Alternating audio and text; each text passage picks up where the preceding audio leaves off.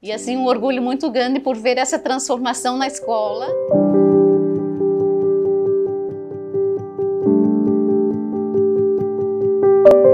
Meu nome é Nilza Gertrude Zábel, sou cunhada da Norma Mônica, casada com o irmão da Norma, Gilberto Francisco Zábel. As terras onde hoje está construída a escola pertenciam ao seu Pedro Bonifácio Zábel, que era pai da Norma Mônica Zábel, e juntamente com os seus filhos lotearam todas essas terras. O proprietário do loteamento teria que doar um terreno denominado como área verde para a prefeitura. E nesse local ele construiu uma garagem e oficina para os caminhões e as máquinas da prefeitura. Mas a pedido da comunidade aqui da margem esquerda, para o Gilberto, que era vereador na época, de se construir nesse local uma escola e a mesma fosse transferida para um outro local. Porque as crianças aqui da margem esquerda teriam que se deslocar daqui, atravessando a ponte e o centro da cidade. Prontamente, o seu prefeito Fernando Poli atendeu o pedido e logo começaram as reformas e a ampliação para ali, no lugar da garagem, se construir uma escola. Isso em 1983, que logo a gente foi acometido de uma grande enchente, que tomou toda a escola. Em 1984 foi inaugurada a escola, com as crianças que, na época, foram feitas matrículas no final de 1983. Iniciamos com as turmas de jardim, de pré, primeira, segunda, terceira e quarta série. A primeira diretora da escola, então, foi convidada pelo então prefeito, seu Tarcísio Deschamps, a Karen Schmaus. Eu fiquei como auxiliar de direção, a secretária, a Miriam Miller da Silva, a professora do jardim, a Mary Chiarelli, a professora do pré, a Ivana Spengler, da segunda série, a Duda Maristela Wessling, da terceira série, a Shirlene Kraus, da quarta série, a Juscelia Koprovski. Como merendeira, foi a dona Maria Catarina Bucher e a servente, a Maria Marlene da Costa, também em memória. Esse foi o quadro, então, de professores em 1984. E assim, um orgulho muito grande por ver essa transformação na escola, né?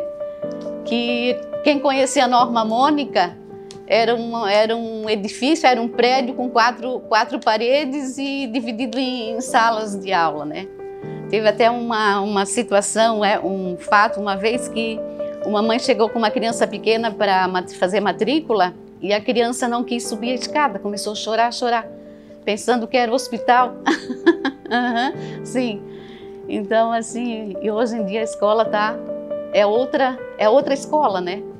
Transformadinha, reformada. Sou Glória Eliana Zábel, filha de Pedro Bonifácio Zábel e Maria Helena, irmã da Norma Mônica. Nós éramos em 9 irmãos, porque ela se dedicava muito aos estudos, né? Ela gostava muito de estudar, ela já tinha sido professora adjunta, assim, e fez muitos cursos. O último curso que ela fez foi o de datilografia naquela época. Ela tinha curso de bordado, de pintura em tela, pintura em tecido, bordado, e ali nesse meio ela foi convidada para trabalhar num programa de rádio em Blumenau, na Rádio Clube de Blumenau. Aí ela fez programa, o nome do programa era Pelos Caminhos do Amor. Então era crônicas e poesias. Ela subia muitos degraus com a muleta, que nessa época ela não tinha perna mecânica ainda. Ela subia muitos degraus para fazer esse programa com muito carinho. E ela recebia muitas cartas, ela respondia as cartas. Quando ela não podia ao vivo fazer o programa, ela deixava gravado e eles rodavam o programa para ela. Então ela ficou assim muito conhecida, a história dela foi longe, todo mundo queria conhecer a Norma Mônica. E aí, como o pai tinha doado essa terra para a prefeitura, foi construída essa escola na época que ela morreu, e então foi dado o nome da escola o nome dela, em honra, vamos dizer, ao estudo dela, a dedicação que ela tinha pelo estudo, pelas crianças, né? É muito orgulho, a gente tem isso, um prazer na vida, que convivi com isso tudo, participei de tudo e a gente tem muito carinho pelas crianças. E volta e meia eu fui convidada, primeiro a minha mãe ia lá na escola explicar para as crianças quem era Norma Mônica, por que Norma Mônica. É porque ela se dedicava muito para os estudos.